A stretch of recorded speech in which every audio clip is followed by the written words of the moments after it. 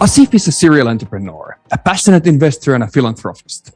He has held many senior financial and strategic positions, including CEO and CFO for a wide range of ventures encompassing all aspects of the business world.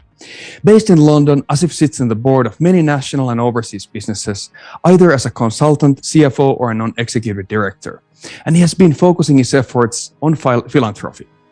Asif is in the process of setting up a specialized investment fund which will focus on macro financing for women-led businesses for startups and provide funding and mentoring for scaling up. Welcome, Muhammad Asif. Thank you. Good to be here. Thank you, Asif. This is the third time we try to do this podcast, actually. So let's hope this time it works. Yeah. I'm lucky. And we met last time in real life in Dubai, like 3 years ago. But we met a couple of times, many times actually online ever since. And it doesn't feel like so long ago, but on the other hand, it feels like ages ago. So the world has changed quite drastically ever since. And actually, when we met last time, you were yet to be a father, I think. And after that, that's correct. Yeah. After that, it's been a different kind of journey for you too. So how are you? Yeah, it's been. I'm very good, thank you. It's you're right. It's not having met in person does feel from one side been a while ago, but that said, at the same time, we've kept in touch, and so it's been great. But I think, look, the biggest change has clearly been in my life. Being a dad, it's something that you are never prepared for. You learn on the job, and I'm learning at the moment. But I continue to say in my introductions, and thank you for that very kind intro. But I continue to say that of all the titles that I've been blessed to have, like CEO and CFO and entrepreneur and so on, I think the most interesting one has been that of a dad, of a father. So so it's been a great journey and continues to be. Congratulations for that. I think you're one of the lucky ones. Indeed. I'd like to talk about your career a little bit because it's certainly extraordinary one. So you started basically with nothing in Pakistan, and now you're in UK doing all the stuff, including CEO work, CFO, philanthropist, everything that you do, all the projects in globally as well as in Pakistan. So what was can you even summarize the trip, how you ended up from Pakistan to where you are right now? It's a difficult one. It's certainly been a journey. It's been a very interesting journey, like I suppose most entrepreneurial journeys are.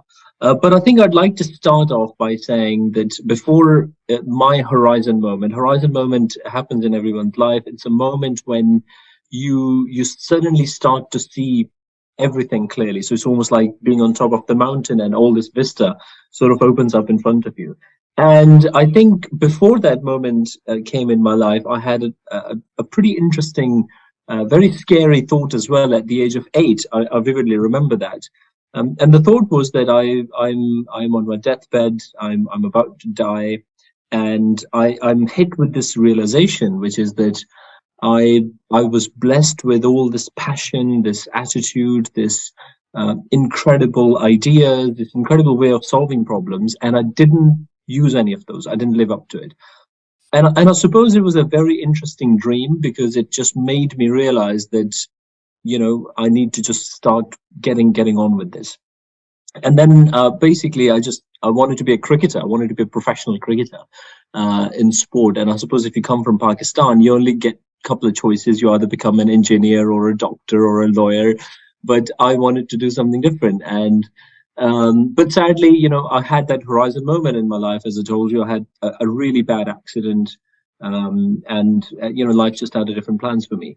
But it was whilst recovering from that accident in the hospital, my life's purpose, I suppose, unfolds in front of me. I watched an economist speak on television about how business and entrepreneurship and economy can actually when these things are done in the right way, how they can fix a country's economy and how they can get people out of poverty and so on. As a 10, 11-year-old, it had such a profound impact on me that it just made me say, well, actually, this is it. If I'm not going to be a professional sportsman, I'm going to become a businessman. And really, I think that was my horizon moment. I could almost feel this entire journey unfolding in front of me. And yeah, that was it. I then packed up a suitcase at the age of 16, 17. I came to England in search for higher studies. But I always had this thing in me, which was that I wanted something more from life. I just wanted to, as I said earlier, that realization just kept me up with wanting to continuously be doing better and greater things. And so, yeah, I came to England, had a pretty nasty time here again. I ended up being homeless for a few months.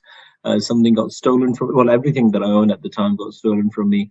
But those years are what define you, and that made me realize that I have this inherent ability to deal with the problems when they happen. I have a decision-making power, and so as I said, a lot of life gives you these chances for itself to unfold in front of you, and if you can just pay attention, then you can do a lot. And many years later, thankfully, I'm now a relatively successful entrepreneur. I've started over 17, 18 businesses. Some have failed horribly, as they do. And they've taught me a lot, and some have been very successful. And I continue to do the good that I want to do in my life. So what was your first venture like? I'm sure you had your share of struggles, and since you started from a very early age. So what was the first venture like? What you established? Well, if my dad heard it, he's probably going to tell me off. But I was, I think, 8 or 9 years old, and that was my first paid business, shall I say. And it was that I started brokering my services, because I was pretty good in class, to do homework for other kids that were lagging for a fee. So I used to charge them this money, and I would do their homeworks. And that was one of my very first ventures, I have to say. That was my sort of entrepreneurial journey. But anyway, on a professional level, when I came to England, I'm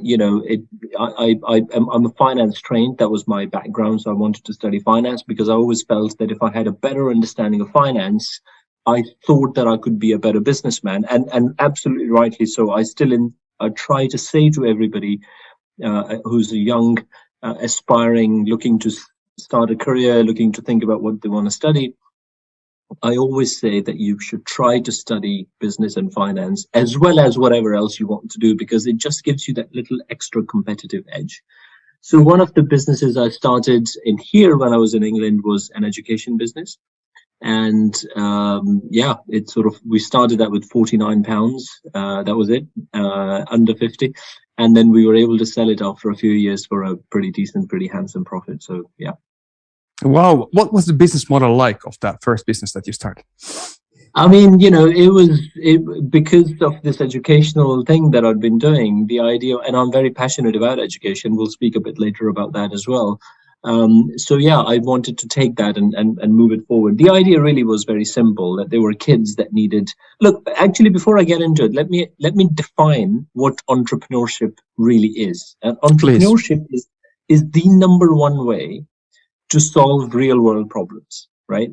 Ultimately, that's it. You could call it as fancy as a giant tech company or whatever, but really what you're trying to do at the base of it is you're trying to solve real world problems for real people, or you're looking to enhance something that already exists and making it better. But either which way, you're fixing problems for people. And I think when that happens, what you find is the economic activity happens in the country. There's more employment. Ultimately, that leads to a better GDP, and that leads to success of that country, economically speaking. So that's the entrepreneurship. So I noticed that there was this problem whereby there were lots of kids who were going to school, and they were either being told that you are C or D average, which has always been very strange for me. How can a school system tell you that you are a D or E or C average? Your potential cannot be determined by the results that you can see. Your potential is unlimited, really. So I wanted to bring those kids who were told by their school that they were C or D average into A or A plus. And secondly, we noticed that there were some kids that genuinely needed a bit extra help. Some people are just generally talented, and some need that extra push. So I wanted to fix those two problems, and thankfully we were able to do that. So we basically supplied supplemental classes after school or on the weekends. We hired all these teachers who wanted to earn a bit of extra money. So actually we fixed their problem of wanting to have a bit more cash, and we fixed the problem with the children who wanted to get better grades and stuff. And so that was the idea. I see. And I want to ask something about the time when you were homeless quickly, because most people don't have that experience. What was the biggest learning what you took from that time? What did you learn from being homeless immigrant in UK at the age of 16? I think there were two lessons for me actually that almost went hand in hand. The first one was that, how much human kindness there actually is. And so that's later on become a mantra in life, that wherever there is a human being, there is an act of kindness. In fact, it doesn't even need to be human being, as long as there's some kind of life. It could even be animals. But basically that. The second thing that really, really perhaps has been fundamental in my later on success in life has been the ability to be resilient. And so when I realized that actually I have this resilience in me, that I can be thrown at this very deep end in a foreign country. I could speak the language, but not as well as I could do now. I certainly didn't know the culture, and I had no friends. So that was a very lonely time that I couldn't tell my family, because my worry was that if I tell my family, they're going to say to me, come back. If I tell my friends, they will tell my family, who will then say to me to come back. And so I decided to sort of be on my own, really. So it was quite a lonely time, but it allowed me to build this resilience in me. Because the reality is, in entrepreneurship and business, frankly, even in life, irrespective of what you do professionally, you're going to get some knocks. And having this ability to be resilient just allows you to keep coming back stronger. I see. So you'd say from the time when you were homeless, the resilience is what came from that. Yeah, resilience and kindness. Yeah. Got it. Now, more than two decades later and 16, 17 companies later, I'd like to ask, what are your ventures right now in terms of business and philanthropy? Could you open up a little bit more than I did in the introduction? Sure. Well, I mean, that's a big topic. Look, in terms of business, I have a certain set of criteria, because look, the reality is, if you have a shotgun approach and try to do far too many things, the impact is lessened. So one of the key things that I'd like even the audience to understand from this is that you need to try and have a specific focus and targeted approach that will allow your impact to be greater and stronger, because ultimately that's what we're all after. And then, there's the philanthropy side. So let me split the two. So in the business side, I decided to act on 5 or 6 industries that I see the future moving towards. There's a couple that are just passion. So there's food and beverage that I'm really, really passionate about. So hospitality is one of them. I'm very passionate about future tech, because ultimately that's where the world inevitably is moving towards and continues to move towards. And we've seen the kind of innovation that has come, particularly from 1990s onwards, and especially 2000, when there's just been a bit of a boost. And now that there's all this talk about artificial intelligence and ChatGPT and AI and all this, it's very exciting. So I'm very, very interested about tech, but more importantly, tech enabled. And so what that means is that, it could be fintech. So that's finance that's been enabled through tech. That could be prop tech. That could be alternative energies. So these are the things that we're very, very passionate about. Because I do a lot of my work with my wife as well, fashion and beauty. She's very passionate about that. So that generally means that I'm having to sort of get involved in that, which is amazing. And just in generally, we also have a lot of work that we do in consulting side, because even if we're not investing ourselves in a business idea, we can actually consult for it by providing CEO, CFO, and all these services, which just means that we can propel these businesses forward. So as I say, alternative energies I'm very passionate about, because now we've got to find out, the world is changing a lot with all these challenges happening. If over the last 5 years, if you think, we've had mad fires in Australia, we've had very bad fires in California, we've had crazy floods in Pakistan, 33 million people affected. And just now, last week, we've heard about the earthquakes in Turkey and so on. So we do need to do something about the environment. So alternative energies is another area of passion. Aside from that, philanthropy is a big part of my life. I've always had a very empathetic sort of personality. And I realized that I was passionate about a few things, that being education and women empowerment. And I think the reason this has been a big part for me is because I came from a country that was a developing nation. And back in 1985, when I was born, it was more of a third world country. Now it's a developing nation, but there were still a lot of injustices that I remember seeing as a young kid. How come I get to go to school, but that kid doesn't? And he's having to wipe the windows of the school van that I'm sitting in. And that had a profound impact on me as a young kid. And then seeing how women were quite often held back from taking senior positions in management and, sort of really giving their best to the world, to the country, therefore flourishing its economy. And so these were the two topics that I chose for my philanthropy, because I find there's a lot of charities that can feed people for poverty and so on. So I wanted to focus on these. And on philanthropy side, we came up with a framework, which is educate, empower, advance, and invest. So those are the topics that we're working there. We've set up a foundation called the Butterfly Effect Foundation that focuses on the first two ideas, that is the education and empowerment. And we set up, I co-founded an organization called World Women Organization that focuses a lot on providing advanced skills and a great network for women around the world. And at the end, we then invest in those ideas. If these women bring some great ideas to us, then we'll invest in them. And, one of the theories behind it is that we only invest in ideas that have at least one founding member as a female. And so actually, that's the impact that we want to make. So therefore, we've defined our criteria accordingly. So yeah, I mean, look, at the moment, it's an exciting time to live, because the world is going through such a huge change, both from a business and from a philanthropic point of view. And I'm glad to be in the middle of it. 100%. I'm very curious, why do you put so much importance on women's education in developing countries in your work? Because this is not the first time I hear you talking about it. I think it's my belief that we are not going to see a properly lasting change, that's transformational change in the world, and really not going to be able to tackle with poverty and health issues until and unless women are educated and empowered. Rather than throwing things at them and telling them what to do, it's much better to actually get them to understand it from a very young age. And to do that is through education. So there's a great saying that I heard, I don't know who it's by, but he said that there's a big misconception that people resist being changed. Or people resist change, but the reality is that people don't resist change. They resist being changed.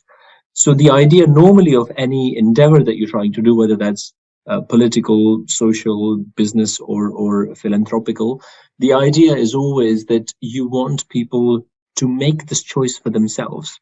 And the way that these women are going to make better choices is by educating them. So if you look at Southeast Asia, Africa, for instance, particularly these two continents really, really need a lot of support about this. And when we can tackle that, we will see that a lot of ancillary problems just go away. So the fact that, as I say earlier, that I don't believe that real change is going to happen until we tackle these two issues, until we educate and empower women.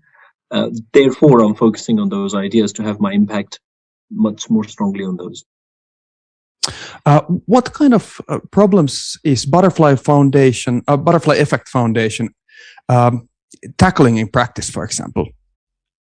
Well, so the idea of the Butterfly Effect Foundation is focusing on education and focusing on empowerment. So we are raising voices about women equality, gender pay equality, et cetera, as far as the empowerment side goes, and actually enabling them by really studying socio-economic issues in various countries. So at the moment, for instance, in Pakistan, we study that country. I mean, I'm from there, so it's actually a bit easy for me to study. That there are a lot of pro-women legislation available, pro-women laws available, but because of the social constraints, quite often they aren't quite acted upon. So the enabling mechanism that we want to do there is to ensure that women's voices are properly heard by providing them with a platform. And as I said, prior to that, we're tackling with the issues around education, particularly for any orphan girls that are very, very young, and or they could be in universities, but now they can't have access to funding. So we're providing access to funding there for their education, and then once that's done, then we're dealing with the empowerment issues, whereby, as I say, the topics generally are to be a voice, whereby we have socioeconomic issues, but also where we find there's a gender pay inequality and just general sort of inequality issues as well. I know you personally have been there many times, working in the field with these women and teaching them entrepreneurship and so forth. Could you tell me something about those adventures, what you've had in the past years? Yeah, it's been an amazing journey, and the thing that continues to inspire and impress me is that behind every person that you meet is a great story. And quite often, that's what I'm looking to uncover. I go and meet all these lovely either girls who are students, or women who are looking for investment to launch their business or propel their business forward. And it just continues to inspire me to, how much empathy there is, how much work that these people want to make, how much change they want to bring about in the world, positive change that is. And if I can be part of their journey, then that's just fascinating. So one of the things I did just in my recent trip, which was 2 months ago, was that, in fact, not even less than 2 months ago, was that I've started an initiative through this foundation, which is going to a lot of universities and telling them that we don't just want these universities to be educational universities, we want them to be entrepreneurial universities. And so in order to make these girls into entrepreneurs, future entrepreneurs, how are we going to, what are the things that we need to do? So for that, for instance, we're setting up some incubation funds, whereby girls who are studying whatever they may be studying, biotech, sciences, etc., they can come and they can pitch their ideas, and the incubation center will assess that, and then if the idea was right, then it can provide either the right resources or the right facilities, but more importantly, it can also provide funding, and we will be providing funding to the incubation center to therefore forward it on. And that's just been amazing. And some of the stories that we've heard from there, some of the pitches that we've received, are absolutely out of the world. So this next stage of female entrepreneurs that I feel are coming are literally going to have a very, very positive impact on the world, and I'm super excited about that. What kind of businesses and business ideas have come out of there from Pakistan, from these female entrepreneurs? Well, so very interesting that they are very, very interested in tech, for instance. So that's biotech, that's fintech, that's prop tech, that's technology enabled, as I said earlier, which is really my personal passion anyway. So when we went to see this, it was a very interesting thing to notice. And aside from that, the other great thing that I've noticed is that there are so many social entrepreneurs that are coming up. So what I mean by that is that lots of women come up with great business ideas where they want to develop an app, for example, which may be classified as a tech business, but their angle at it is that actually there's this problem in the world, and actually we want to sort it by using tech as the enabling mechanism. So these are the two so far, and remember, it's only been 6-7 weeks, so it's going to be a very early stage at the moment, but I'm really excited to hear what's going to be happening. And listen, by the way, I've only rolled this out into one university at the moment. By the time we've done into a few more, it will be very interesting to see. What is your future vision regarding the Butterfly Effect Foundation? What's the moonshot? Where you're heading? I think that the biggest thing that I want the foundation to do, the biggest message, for instance, that I wanted to carry to women, as I said, there are two angles, right? So on the education side, once we've trained them on this, I want them to understand that they can be a catalyst for change, catalyst for positive change. That's a key message. And on the other side, and basically, the reality is that every child has the right to education. And so we want them to understand that it's a right, it's not a privilege, and so that they can live through it. It's very difficult to associate that with it when you're living in the West, and when you're born into this sort of society where education is just a norm, that you have to just go, you just go to school anyway. Whereas there, it ends up being a choice for people that, do I send my kids to school because I can't afford to feed them, etc., etc. So this is a very interesting thing that we want them to understand, that it's the right. On the other side, which is the side of empowerment, the idea there really is that we want them to understand that they are essentially, the women there have well, in fact, this is true for every human being, but particularly our focus is on women, that we want them to understand that their brain is a problem-solving mechanism, right? So how do you use your biology for you and not against you, right? Which is what sadly happens many times over. We've seen this. I continue to say so much of this is true in the developing nations. So that's the idea. We want them to use their biology as a mechanism to solve real world problems, to understand that it's, that the brain is literally a problem solving mechanism. And the other thing that is a subliminal here is we're trying to teach them through some mentorship lessons that we do in the empowerment side, is that there really is no difference in between men and women, right? So we're often saying that if we raise good men today, if we raise good boys today, we won't have to fix broken men later on in life, right? Which means that it takes away this problem about, why do you need to talk? Why do you need to get your right, which is to be equal? It will just be inherent, right? But we want women to understand that this is in them. They just need to step up and be part of this voice. So these are the two messages that are just going through it. I mean, we have a great vision. Ultimately, I want to touch positively the lives of about 1 million women. We want to teach and educate and empower. So hopefully in my lifetime, I can achieve that. 100%. I know you have a lot of investments in many businesses, and you're mentoring a lot of people in entrepreneurship. I'd like to ask you a little bit about this. Do you have some set of principles that you're following when you're investing or mentoring people? And do you have something that you always want to teach people first when you start working with them? Well, this came from one of my mentors, really, which is that you've got to understand 3-step process. The first step is, what is your purpose in life? Now, purpose is something that you do over a lifetime. So this isn't done over a week or a month or something like that. This is done over a lifetime. So really, one of the ways that my mentor broke it down for me was, he said, what are you willing to trade your life for? That is your purpose, because you literally are trading your life to live this purpose. And so, don't say that your purpose is buying a mansion or a house or a car or a whatever, because you're not going to trade your life for a house. So that's the first thing. The second thing is vision.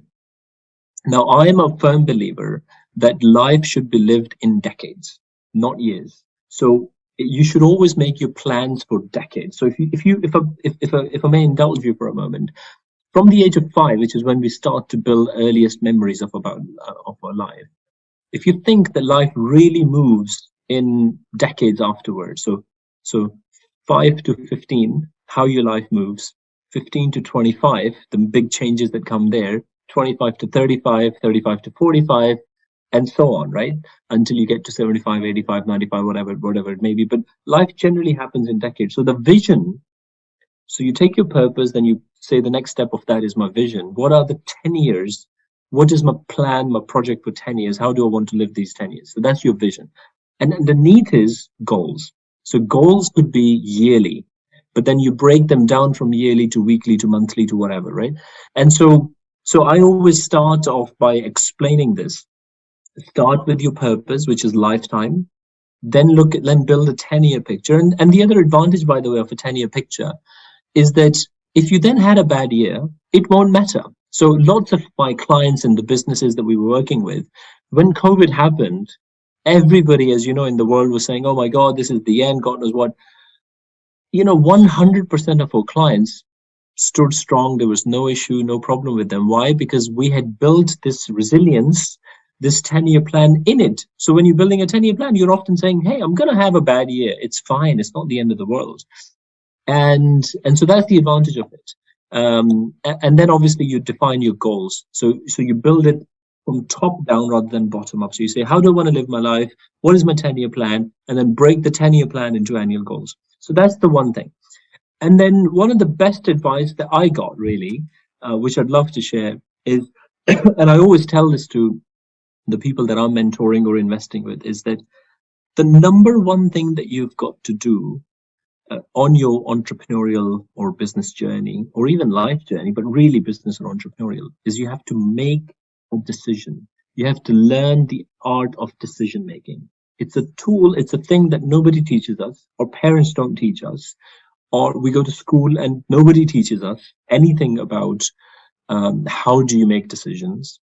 But it's the most fundamental principle that you require, most fundamental tool perhaps that you require to live a full life. At every given juncture in your entrepreneurial business journey, you're having to make decisions. Hire him, hire her, fire him, fire her, raise money, don't raise money, increase the price, don't increase the price, margins are squeezed, etc., etc. Do we go into this new market, or do we not go into this new market, etc., etc., and even in life.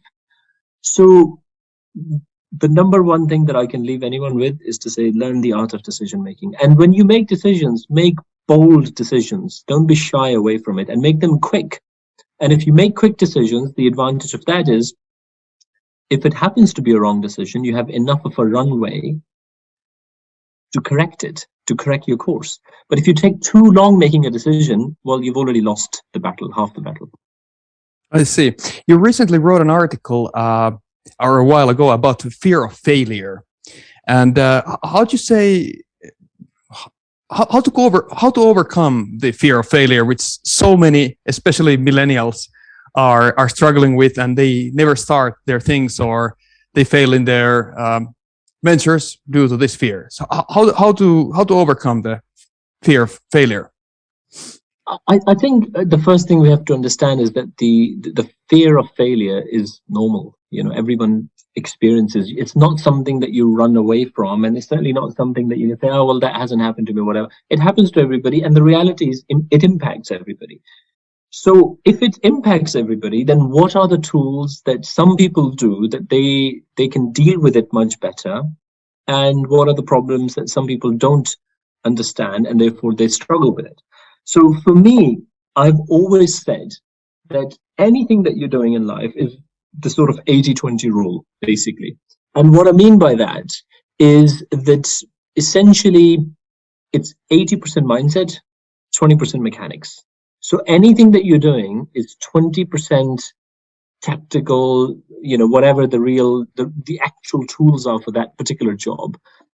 But 80% of that is mindset. So basically, failure or fear of failure is embedded in your mindset. So you've got to understand and strengthen your mind. And the more you do it, like there's a great saying that says you can't go back to a lower frequency or lower experience once you've had a higher one. So in a way, failing is a great thing, because once you have failed, you've had that experience. So now you can't go lower than that, right? So you have to build on that.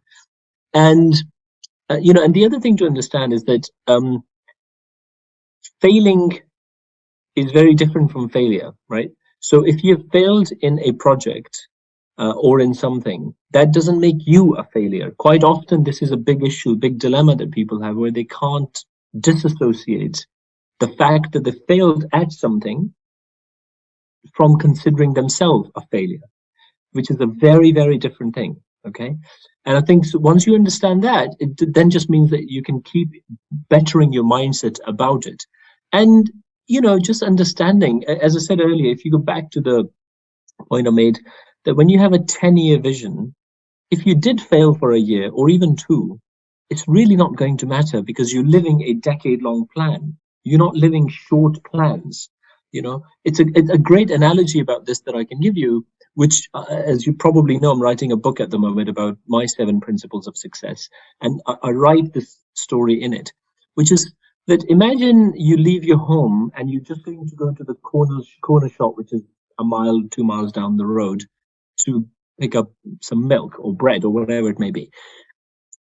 If you get hit with some traffic, or you know, there's roadworks going on or whatever, you're going to get quite annoyed. Look, I just had to go down the road and I couldn't, and there's all this traffic. But then imagine if you're going from one country to another country, or one city to another city on a long journey, 7 hour long journey. If you got hit with a bit of traffic, it won't matter. You understand that it's part of that journey. And so it's a real interesting thing to understand that it's all in the mindset. But when you're living a 10-year plan for your life, or 10-year business plan for your business, or whatever, it will be a lot easy to handle with the failures that are going to come, because the reality is they are going to come. So you may as well start to understand your mindset. If I may just say the last point about this, it's called pattern recognition. So you have to try and understand and develop the tool of pattern recognition in your life. That whenever a failure happens, or whenever you get fear of failing or failure, what is happening in your mind? Start to recognize that pattern, and the more you recognize it, the more you can build on it and make it better and make it understanding. Because there's some shifts that are happening in your psychology, in your physique, that you may not notice until you start giving it attention. And in a way, that's what I mean by pattern recognition. Thank you so much. That was a really, really good answer for this. I'm sure a lot of viewers got a lot of value out of just this alone. I'd like to ask you one last question for today, which would be, if we teleport right now to the year 2092, and everything has gone well, beautifully, as you would have liked it to go. It's as if utopia outside the window. How to describe what is there, how people are, how are the societies, cities, what kind of world are we living in? It's a tough one, because based on what's happening these days, it almost feels as though that we are all cyborgs and we've got half robots and half human. But listen, my hope continues to be, as it has been for millions of years, that humanity does not lose its core values. I'm all for technology, because the reality is it's going to come. There's going to be probably no cars. We'll all be flying from one place to another and all that sort of stuff. We'll probably won't be eating meat, but we'll maybe eating capsules for food and stuff like that. God knows what would be happening in 2092. But fundamentally, what me as a person hopes, that whether it's 2092 or 2190 or whatever, that humanity's core values of decency, of being a human and living the human life, don't disappear.